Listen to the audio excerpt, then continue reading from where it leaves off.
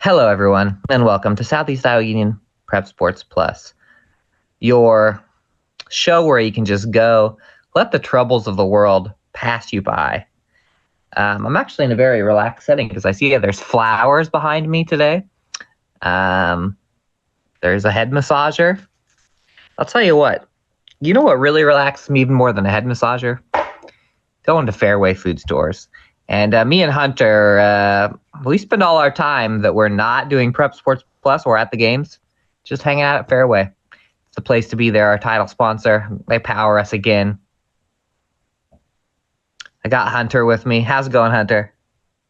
Pretty good, man. Beautiful Wednesday. It's a beautiful Wednesday. It's a hot Wednesday. I know. I'll tell you what. I think it's going to be a beautiful day. I think I'm going to go golfing tomorrow. Really? I went golfing in Hamilton, Illinois, at their golf course, nice course, the other day, and I think I'm gonna hit up one of the local courses tomorrow, which would be today. If you're watching this, I might be on the golf course right now. If you're watching this on Thursday, because we got a busy week. We've already been busy. Hunter's already been like 6 games over the last 2 days. And I got some games tonight. Hunter, we're going to talk a little big school baseball, softball. Yes, sir. Yeah. We're going to talk those. We're going to talk the small schools after this break. We're going to talk about the brackets later in the show. So this is a baseball, softball extravaganza. Hunter, I was at a little place I like to call Maple Leaf Athletic Complex. Right there in Mount Pleasant, Iowa, not too far from the KFC McDonald's, which I'm not allowed to eat at anymore because I've got high cholesterol. And I was watching Mount Pleasant versus Washington going at it in the rivalry with no name. The rivalry with no name because there's not one highway that we can name it after because it takes a couple turns. But let me tell you how it went, Hunter. I'm gonna start with baseball. Now, leading into this game, Washington and Mount Pleasant baseball pretty much out of the conference race as far as championships are concerned. Washington had been playing very well offensively. They swept Keokuk. They scored a lot against Burlington. Mount Pleasant, I think, came in. They're a team that's probably talented enough to compete for the conference championship, but they've had a couple close losses. You saw them get walked off by Fairfield. Game 1, 14-4 Mount Pleasant. And I'm just going to read off the stats because, spoiler alert, when I'm reading these 4 games that happened, the 2 baseball and 2 softball at Maple Leaf, not a lot of late game intrigue. They were no doubters. So first one, 14-4 in 5 innings for the Mount Pleasant Panthers. And the Mount Pleasant Panthers were led by a few kids who had 2 hits. Peyton Walker, Brayton Hudson both had 2 hits. J.C. Sitar had a couple of hits, including a double. Liam Marshall had a couple of hits for the Panthers, and picking up the win on the mound was Mr. Zachary Newton. For Washington, Nate Edmonds had a couple of hits. Blaze Richardson had a couple of hits. Bowden Brown had a couple, including a double. The top of Washington's lineup actually hit pretty well, but they couldn't get much out of the bottom of their lineup, which is something they had been doing, was getting a little production from everyone. Game 2 comes around. Game 2, a lot like Game 1. In both of these things, Mount Pleasant scored early and often. Another 5-inning game here. Mount Pleasant scored in every single at-bat of a 13-3 victory for the Panthers. Clicking on it now so I can get the statistics.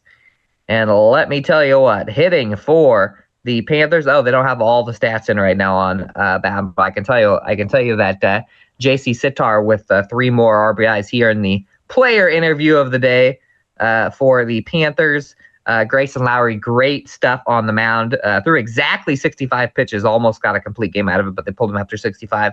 Only gave up 1 hit to the Demons, and all 3 runs that Washington scored were unearned.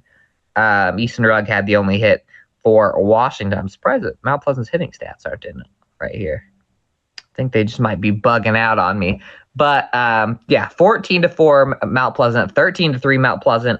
The Panthers are now sitting at an okay spot in the conference. They're in third behind Burlington and Fairfield, and they're probably going to settle in third. I will actually be seeing them tonight against Mediapolis. I'm kind of intrigued about that game because Mediapolis goes into Wednesday night's game with one loss, and I can tell you Mount Pleasant will have the pitching to go against Mediapolis in that one because they pulled Newton after a certain number of pitches. They pulled Lowry after 65, so I think they'll have – Mount Pleasant does have a pretty good pitching staff, Hunter.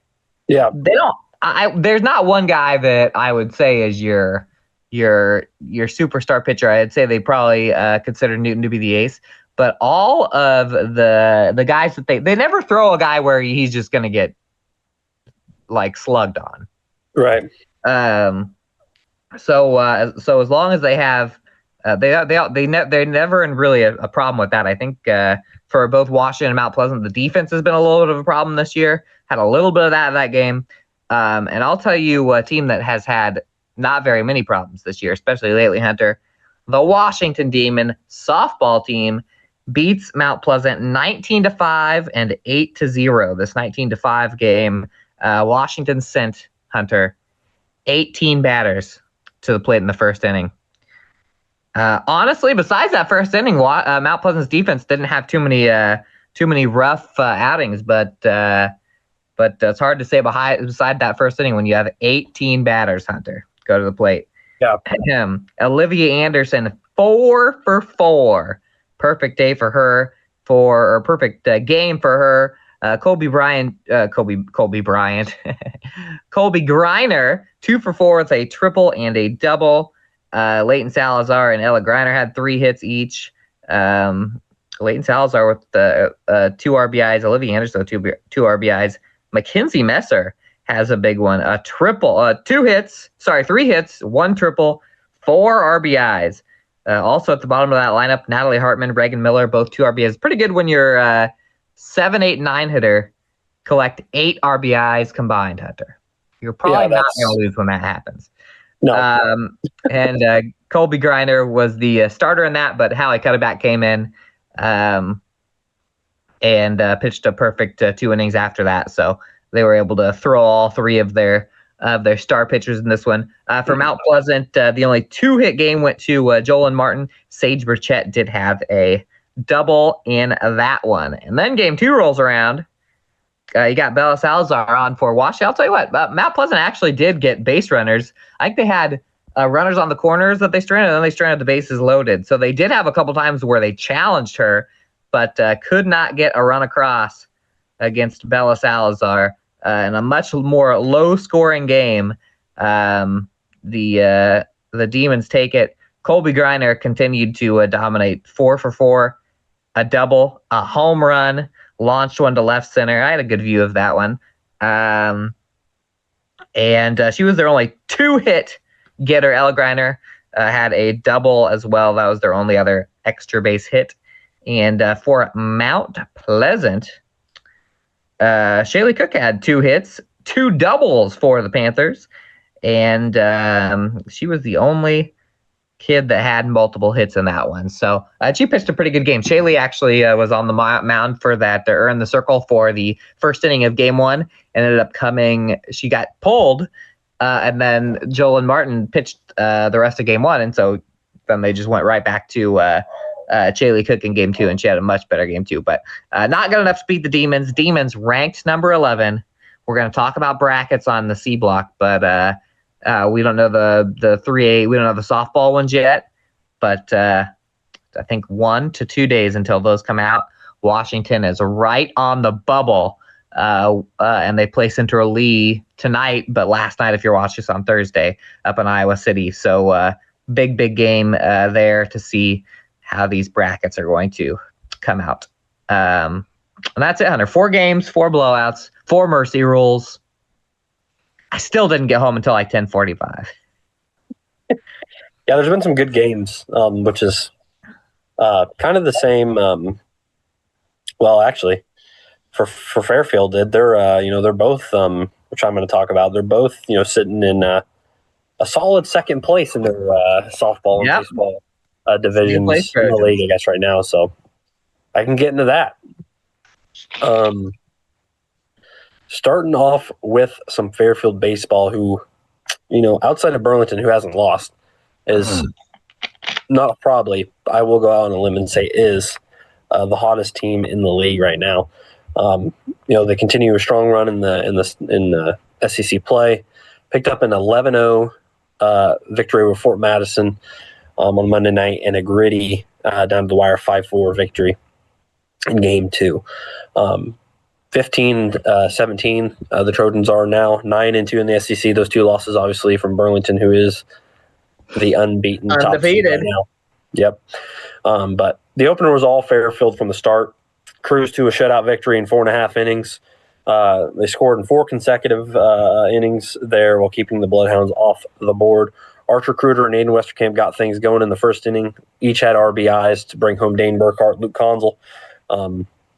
The offense kept rolling from there. In the second, Voss Richardson doubled with 1 out and came home on an RBI single from Dason Workman, who obviously had the walk-off homer against Mount Pleasant.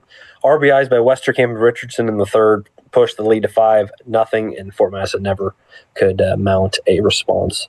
The Trojans' defense was impressive as well. They allowed the Bloodhounds into scoring position only twice in Game 1, once in the very first inning and once again in the fifth. So Burkhart was lights out on the mound along with the defense. He only threw 43 pitches. 36 of those were strikes and gave up just 2 hits, struck out 2. Fairfield really broke the game open in the fourth with 6 runs. Fort Madison struggled pitching during this period. 6 straight Trojans reached on walks, with Workman and Burkhart scoring on wild pitches. Ethan Bisgard drew an RBI walk to score Conzel, and Jacob Crew followed with a 2 RBI single to plate Cruder and Westerkamp.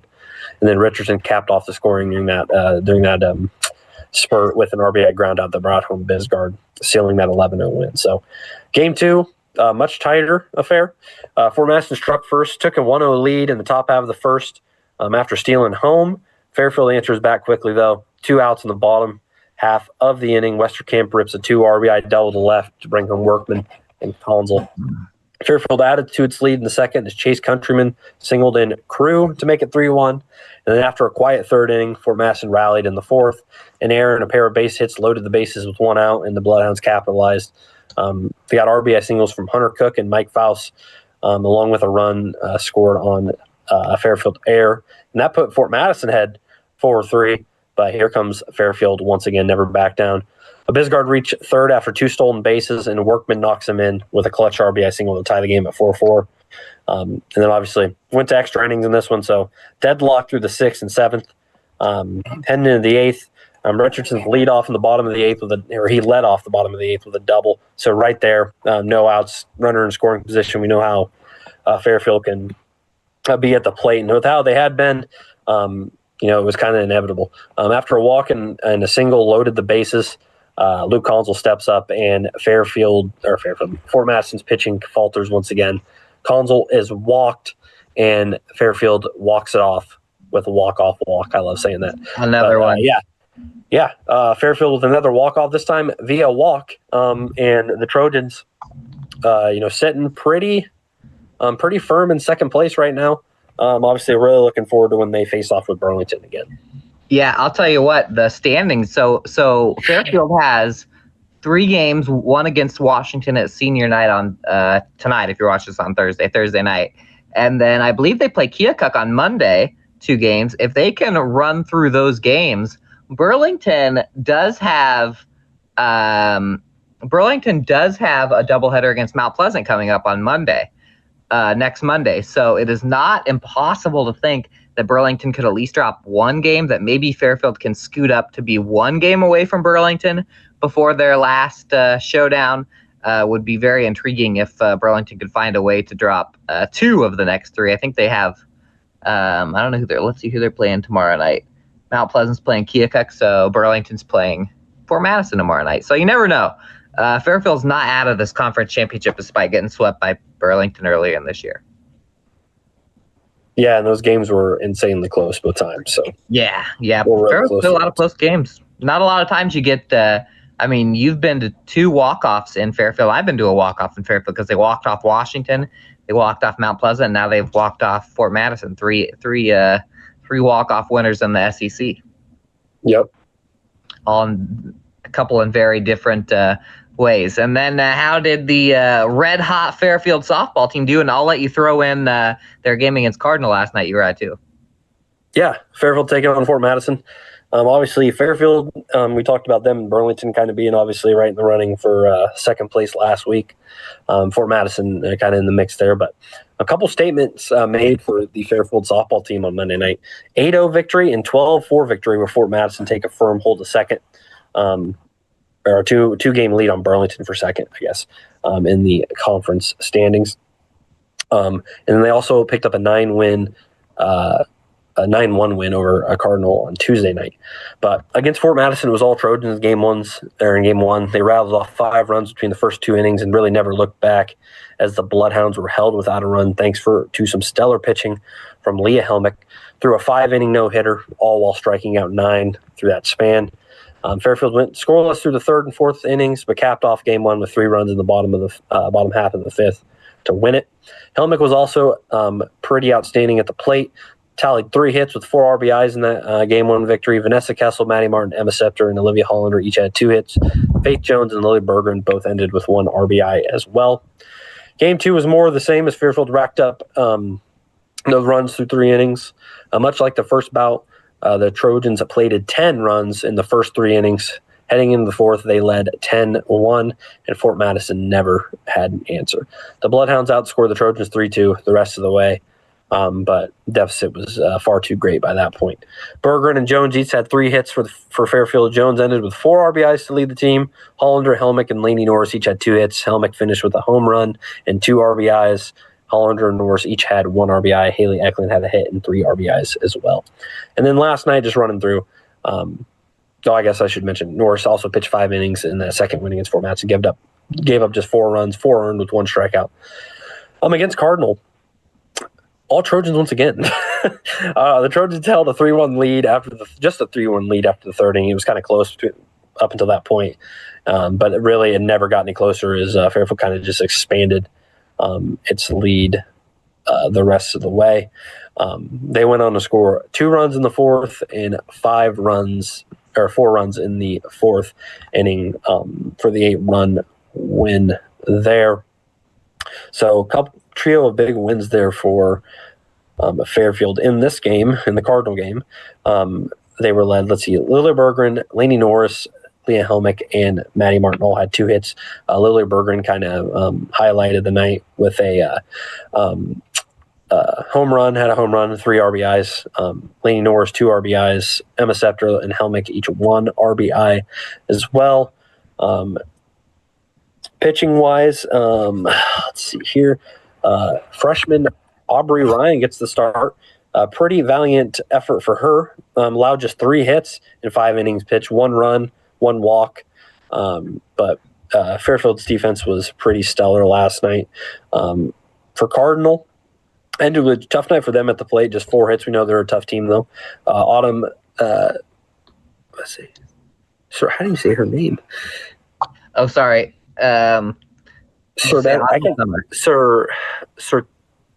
Tedder, I think it is something like that. Had 1 hit. I'll just run through it. She had 1 hit. Summer LaRue led the way with 2 hits, 1 RBI, and then Erica Haynes had 1 hit as well. So just 4 hits for the Comets last night. So yeah, that's all from Fairfield at the start of this week. So pretty dominant showing for them, and they're playing really well here as the regular season kind of winds down. I think Surter or Surter, maybe Surter, Autumn's last name. I forgot how they pronounced it one of the games I was at. Sorry, I was looking at I can't remember last night either. I was looking at my face. I wasn't paying attention to what you're saying. I was looking at my face in the camera and trying to figure out if I need to shave, which I probably do. Yeah, that's all we got for big school softball. By the way, so on Thursday, Mount Pleasant's headed down to Keokuk. Fairfield is headed up to Washington, so that is important in baseball because Fairfield needs to win out, basically. But softball should be pretty interesting. Fairfield coming in red hot. They beat a ranked team this weekend in a tournament. They kind of look like they're starting to get into postseason form a little bit. And meanwhile, Washington is trying to go on a tear good enough to get even better bracket. I'll tell you what, I'm starting to get this feeling that they're going to put Washington and Fairfield in the same one, and that this might not be the last time we see them play on Thursday, but interesting there for big schools. When we come back, we're going to talk a little small school baseball, softball, and we're going to talk a little bracketology. Actually, is it bracketology if the brackets are already released? Who knows? But we'll be back.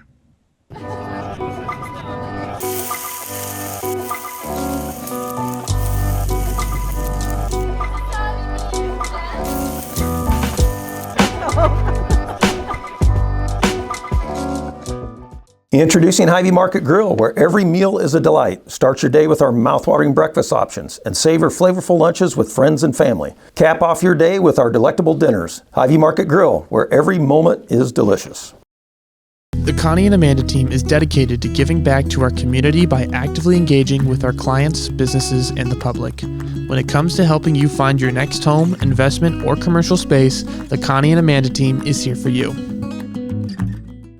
I love helping people. I always wanted to help people. That's what I love the most. We do a really good job of growing our own, but also we are able to take your skills, adapt them to what we need, or grow them as well. Our leadership group here, they are actively involved, always supportive of our new ideas and innovation here at the hospital. Washington County Hospital and Clinics. Apply today. Welcome back to Southeast Iowa Union Prep Sports Plus. Andy and Hunter here. Peter Camp on the ones and twos. We're powered by Fairway, and we're going through some scores for the small school baseball and softball teams. Hunter, what do you want to hear about first, baseball or softball? Let's do some softball. Let's do a little softball. Ladies first. Ladies first. We're going to start with Monday, June 23rd, where, right? Yeah, because today's Wednesday. Highland over Hillcrest, 11-4. Check out this one. Louisa Muscatine over Pekin, only 6-3. Louisa Muscatine, second-ranked Louisa Muscatine. Pekin, you know what? Pekin played Fairfield pretty close right before they went on their run. All of a sudden, they only lose to L&M by 3. Interesting. Waco downed by Lone Tree, 22-4, and then 12-1. I don't know why they had a doubleheader in. They must have not played the first time around. I don't know. That was in the Super North on Monday. Now I'm going to go one day, so I'm going to say Super North on Tuesday. We should have been at this one. Hillcrest Academy, 11, Columbus, 10. What a showdown. What a showdown at Hillcrest last night. We also have Pekin falling to Mediapolis, 9-1, and Highland falling to Lone Tree, 7-5. Now let's talk a little Super South, Hunter. What about a little Super South? In the Super South. Super South. Let's talk a little bit about the Super South. Oh my goodness, another one-run win for the New London WMU softball team over Danville. I think they beat them 5-4 the first time around. 7-6 this time around. Big win in the rivalry for New London WMU. Van Buren County put up a fight against West Burlington, falls 8-7. This is on Monday. And then on Tuesday, Mediapolis falls to Pekin 9-1. Didn't I just read that? Yeah. Oh, yeah, I read that earlier. Oh, sorry, because Mediapolis is a Super South team. That's why it's showing up for me. The only Van Buren County played against Holy Trinity, another good team.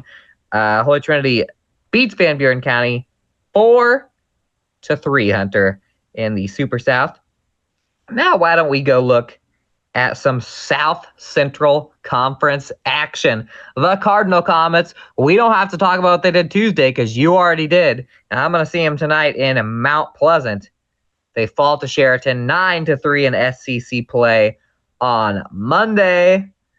We're going to switch this over to the South Iowa Cedar League to check on the Keota Eagles, who played against Colfax Mingo at 5:30 on Monday, but for some reason the score is not in. That game may have been rained out now that I think about it. And then they also didn't play on Tuesday. So no Keota Eagle update today in softball and in the River Valley South. where the Mid-Prairie Golden Hawks reside. They played against third-ranked Durant. They gave them a good game over there in Wellman. 9-4 Durant. Mid-Prairie can't pull off the upset. That's another team, by the way. Mid-Prairie is 3A. Remember that. When those brackets come out, I mentioned that Washington, that Fairfield's kind of a little bit of a landmine. Mid-Prairie is a little sneaky landmine as well. They do lose to Grinnell 12-0. Peter knows a thing or two about Grinnell because Grinnell went and played at Washington a few days ago, and Grinnell's good, ranked number 4 at 4A. That's it for your softball report. Any thoughts on that while I pull up the baseball report, Hunter? Too late. I already got the baseball report up. And no, you can give me your thoughts. No, I think just the fact that we've got a lot of teams playing some ranked teams pretty close. So I think it just shows that the talent around the area, and I think we got a lot of dangerous teams. But when the time comes of the postseason, I think some teams should definitely watch out in the area. I agree, and I also would tell you that I think that it's going to be Mount Pleasant is 4A. They're probably going to have to go against some superstar team. In 3A, 2A, and 1A, I think there's going to be some unpredictability this year in the tournament time. In baseball, Hunter, the Hillcrest Academy Ravens continue their treachery through the Southeast Iowa Super Conference North with a 9-0 win at Highland. 9-0 road win at Highland. Pekin beats Louisa Muscatine 1-0, and Winfield Mount Union Columbus beats Wapello 12-0. That's a combined 0 runs given up by the Hillcrest, Pekin, and Winfield pitching staffs on Monday night. And then on Tuesday, Hillcrest hosts Winfield Mount Union Columbus, beats them 4-0. The Hillcrest Ravens, unstoppable in the Super North. Highland loses to Lone Tree 14-3, and Pekin falls to Mediapolis 10-0. Hunter, a lot of zeros for the losing teams in these Super North. Got some pitchers out there. In the South, New London, I believe, challenged Notre Dame pretty closely the first time they played. Right, not to be on Monday. Notre Dame 13, New London 2. Van Buren County did not play on Monday, but then they played against Notre Dame on Tuesday, 5-0. So thanks a lot, Notre Dame. What the crap, man. Not giving us any good news there when our teams are playing against the Dirty Nikes, or the Nikes as I like to call them. And in the South Iowa Cedar League, how about the Kyoto Eagles beating Colfax Mingo 6-0? This one might have ended at the 4th. Because it says into 4th, and because that softball game wasn't in, so I wonder if maybe that only went 4 innings. That was on Monday. On Tuesday, they didn't play. So why don't we go over last thing? Just kidding. I still have to go to South Central Conference. The River Valley South, Mid-Prairie falls to Durant 5-3 on Monday night, and then on Tuesday they don't play. Now let's jump to the South Central Conference, and I'll tell you what, I know that there was an upset alert at Eldon, Iowa. Sheraton came ranked number 4, and in game 1, Cardinal beat Sheraton 13-3. By the way, we're going to talk about this next segment, but Cardinal and Sheraton in the same bracket in the postseason. In game 2, Sheraton did beat Cardinal 9-5, so Cardinal gets a split over the SCC leaders on that one, and then Cardinal baseball did not play last night. So that means we've talked about everyone, Hunter. Anything stick out from you? Oh, he's muted and he doesn't know it. I think he muted himself. Yeah, the dogs are barking. They're going at it. Not really much of the same. We got some dangerous teams. Obviously, New London lost to Notre Dame this time, but beat him the first time. So, that could really go either way. Oh, they beat him the first time. Yeah. So, I mean, end of the day, we talked about it a little last week, is that there's some really good teams that are going to be dangerous when postseason time comes. Well, I'll tell you what, everyone, get your brackets out, because when we come back, we're going to talk postseason baseball and softball. Not all of the brackets are out in softball, but we're going to talk about all the baseball and like 90% of the softball brackets. No, 0% of the softball brackets. But we're going to talk about the baseball brackets We sure are. We'll be back. Attention Hy-Vee shoppers, introducing Hy-Vee Perks, your ticket to exclusive savings and rewards. Access exclusive perks, prices, earn gas discounts, and unlock special deals. All this for free. Join Hy-Vee Perks today and start saving.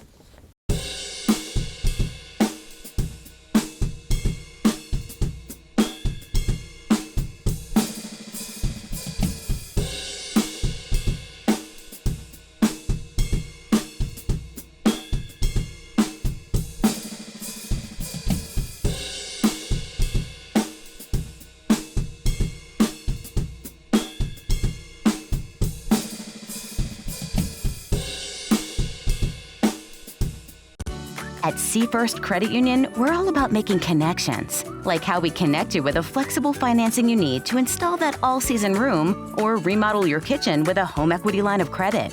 Connect with Seafirst today and see why together is better. Bring the kids, share the memories, celebrate 75 years of traditions at the Midwest Old Threshers Reunion. Relive the magic of steam engines, antique cars, and trucks, tractors, gas engines, and horses. Whether it's your first visit or a cherished tradition, you'll enjoy the delicious foods, the thrill of an Old West shootout, and the excitement of nightly grandstand entertainment. For 75 years, this has been the place where memories are made at the 2025 Midwest Old Threshers Reunion, August 28th through September 1st in Mount Pleasant, Iowa. Visit oldthreshers.com for more details. In the heart of rural Iowa, where community matters most, the connections we make are made to last. Meet KCTC, your hometown internet, phone, and TV provider.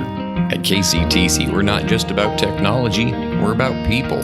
Our dedicated team are your neighbors, committed to bringing you top-tier services right where you live. We believe in giving back to the community that raised us. Experience the power of a real connection with KCTC. Join us in building a stronger, more connected Southeast Iowa.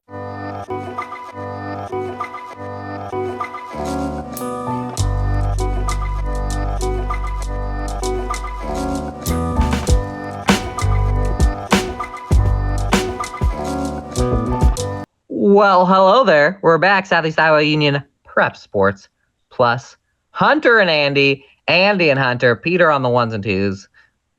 We got dogs with us today. Mine's sleeping. I'm giving him a little pets right now off the screen. As we're going to talk baseball brackets. Softball not out. Softball comes out Thursday night or Friday night. They all come out together. I got confused because they used to come out the small schools first, then the big schools, and not anymore. We're going to talk a little baseball. Why don't we go, you want to go 1A, 2A, 3A, or 3A, 2A, 1A? Let's go 3A, 2A, 1A. Woo, 3A, 2A, 1A. I like that because this is fresh, hot off the press. Hot off the press. Not anymore if you're watching this on Thursday morning. Hunter, let me know that these were out as we were logging on. And in Class 3A, Substate 6, Hunter. Yep. It's a tough road. It's a tough road for the 3A area squads. It is. I'll tell you what. Fairfield and Mount Pleasant drew a monster of a game. Fairfield and Mount Pleasant both have a superstar opponent in game one. You know that, Hunter? Yeah. Because they're playing against each other. Yep. MP Fairfield at Fairfield Middle School on July 11th at 7 p.m. Southeast Iowa's best baseball rivalry, one of the best, takes another turn. And that will be a all-out stinking war, Hunter. Yeah, well, yes, it will. And not to mention, looking at the rest of the bracket, too. I mean, and hold on. Oh, I was yelling. He's telling people he's on a show. In the top of the bracket, obviously we've got top seeded Pella, who has been a fantastic team. I can't remember what they're ranked right now, but that's pretty high in 3A. It's pretty high, and they've only got 5 losses all year. I was actually looking at their schedule. Yep. And then you look at the other two, obviously the rest of the Southeast Conference in here too. So Pella takes on Keokuk, Fairfield, Mount Pleasant. Xavier is going to be a tough team, even though their record's 13-12.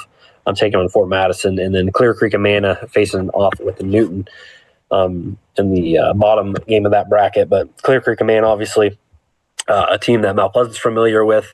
I believe it was a pretty steep loss for Mount Pleasant when they met the first time. Right, yeah, first game of the year, right? Yeah, I think so. So, some solid teams in here, but, Fairfield, Mount Pleasant, looking to make some noise when that time comes. And then, obviously on the other side of things, Washington got a really tough draw first game of the season, heading up to play Assumption, which seems about like every year Washington and Assumption meet in some capacity in postseason time. This year it just happens to be some baseball. Yeah, I think Peter said it's like the third sport that Washington has to go up to Ottumwa to play. Or for Assumption to play. So, that one, the same time, 7 o'clock on the 11th. The top seed in that is Marion. Assumption's the second seed in that. So, Washington got a 7 seed, not an 8 seed, but that is a tough place to play. By the way, Washington and Pella actually play in the regular season, like the last doubleheader of the regular season, which is interesting. So, maybe the Demons can get a little confidence there and put a little doubt in Pella's minds before they're going to have to probably play either Fairfield or Mount Pleasant. Class 2A, Hunter. Yep. We got a little split skis. Split skis. Oh, go ahead. You want to read off Class 2A Sub-State 5? I was just going to go through the matchups, but if you want to read them off, you're good. You can go through the matchups. Go ahead. I. Mid-Prairie's bracket. Obviously, they're they're the second seed in this bracket. They're 2A6? Wait, they're technically not the second seed. No, there would be the 4 seed. Technically. Seed. Kind of, And obviously, the biggest name in this bracket here is Pleasantville, who's ranked number 2, getting the top seed first round bye. Mid-Prairie will play the winner of Grandview Christian and Pella Christian. And basically the first round, they had the play-in, and then they played their first round matchup, which I guess is technically the second round. Pleasantville. But they'll have to, if they win their first round matchup against, like I said, either Grandview Christian or Pella Christian, they will be taking on Pleasantville, who has probably been arguably one of the most dominant teams in the state as a whole. At least that's what Varsity Bound's always posting about. They're good. Pleasantville's good. Yeah, they're very good. So that's what Mid-Prairie's road looks like on the bottom of the bracket. We got Monticello and Union Community, and then Appleton, Parkersburg, and Jessup. Anamosa waits the winner of Monticello Union Community, and then Dyke New Hartford, who's another pretty good team, waiting the winner of Appleton, Parkersburg, and Jessup. So that's the bottom of the bracket, but Mid-Prairie awaits Grandview Christian or Pella Christian, and then Pleasantville will wait for PCM or East Marshall in their first round matchup. I would just like to say, if I was the number 2 ranked team in Class 2A, and I had a potential semifinal matchup and had to play against Mid-Prairie, which has probably the talent, at least, of a sub-state finalist team, and they've got all sorts of arms, I would not be super happy if I was Pleasantville. Yeah.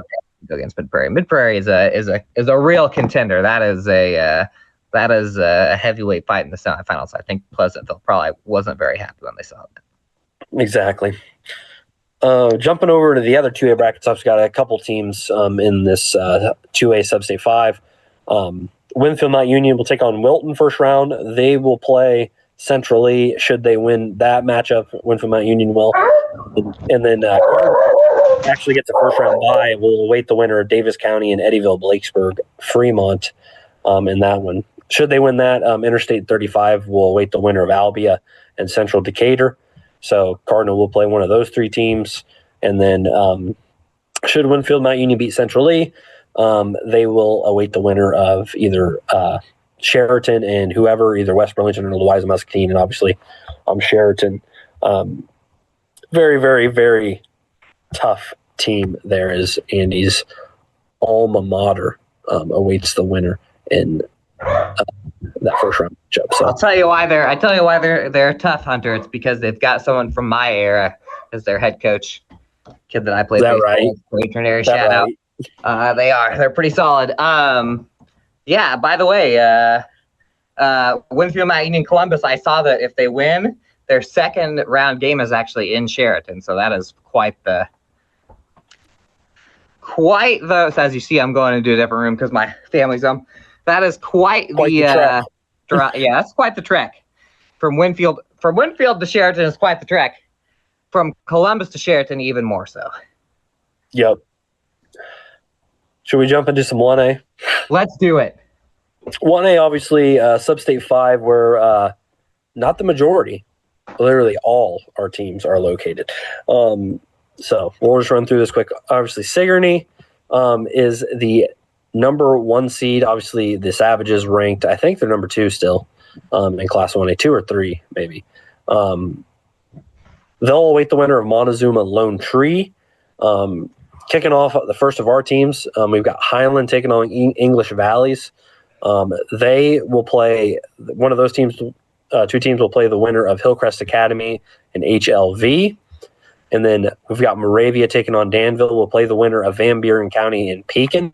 That should be a very, very good game, that one there. New London will take on Wapello and will play either Burlington Notre Dame or Keota. So some familiar we're seeing some familiar foes here from our teams. They're awaiting some familiar foes. Well, I guess potential. They have the potential to play familiar teams in that second round. I believe that is that Keota's first round games in New London, isn't it? Yes. Yeah, that's a flip from last year. Last year, I remember covering New London up in Keota. Now I'll be covering Keota over in New London. So I like that. I like that our teams are right next to each other. I like that they're in the same sub-state, Hunter. That makes me happy inside. Me too. Just want to tell you that makes me happy inside. I actually didn't even realize until we started this that Washington is not technically in the same sub-state as Fairfield and Mount Pleasant. But other than that, friends, I'm also a little upset that Mid-Prairie, if they do play Pleasantville, all those games are going to be so far away because the middle of Mid-Prairie and Pleasantville, even if they go in between, it's like gas up your cars. We're going somewhere. We will have the softball brackets next week. They will release all of them on Thursday or Friday. They never tell you. They just say, oh yeah, around this time. And that's pretty much it, Hunter. You got anything else? Nothing. Might go get a haircut tomorrow. There you go. I got nothing. Craggly. I got nothing. But we got something for you every week. And we're going to have something for you next week, just like we always do. Yes, we do. Peace and love. Peace and love. Peace in the Middle East.